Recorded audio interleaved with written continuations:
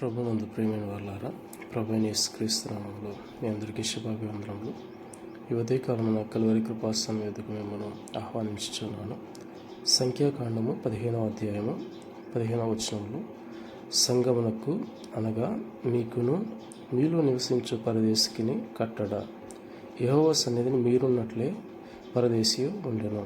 దేవుడైన యెహోవా మోషేకు చెప్పుకున్నప్పుడు, వారు దహన బలిగా కానీ నైవేద్య బలిగా కానీ బలిగానైనా మొక్కుబడి చెల్లించుకునేలా ఏ విధంగా దాన్ని దేవుడైన యెహోవాకు అర్పించాలనే విధానాన్ని మొత్తం అంతా చెప్పిన తర్వాత, ఒకవేళ మీలో నివసించే పరదేశి కానీ మీలో నివసించే వేరే వ్యక్తి ఎవరైనా సరే అలాగ అర్పించాలంటే సంగమునకైనా పరదేశికైనా ఒకటే కట్టడ, మీరున్నట్లే వారు కూడా ఉండాలి, మీరు చేసినట్లుగానే వారు కూడా చేయాలి. కాబట్టి ఈ విషయాన్ని జ్ఞాపకం చేసుకొని దేవుని సన్నిధిలో ఆరాధించడానికి, ఆయన మహిమపరచడానికి అందరికీ ఒకటే రీతిని ఆయన ఏర్పరిచారు. అట్టి ఆత్మపూర్ణమైన సన్నిధిని ఆయన పాదం వద్ద కనిపెట్టుకునే విధానంగా పశ్చాత్తాపం కలిగిన మనసుతో దేవుని పాదం వద్ద మనం కనిపెట్టుకుంటే సంఘముల వారికైనా వెలుపలి వారికైనా ఆయన ప్రాయశ్చిత్తం కలుగజేసి వారిని క్షమించి అంగీకరించి వారు చేసిన విజ్ఞాపన ద్వారా వారి జీవితంలో రక్షణ తీసుకొచ్చి మేలు దీవెన ఆశీర్వాదాలతో నింపే దేవుడిని మనం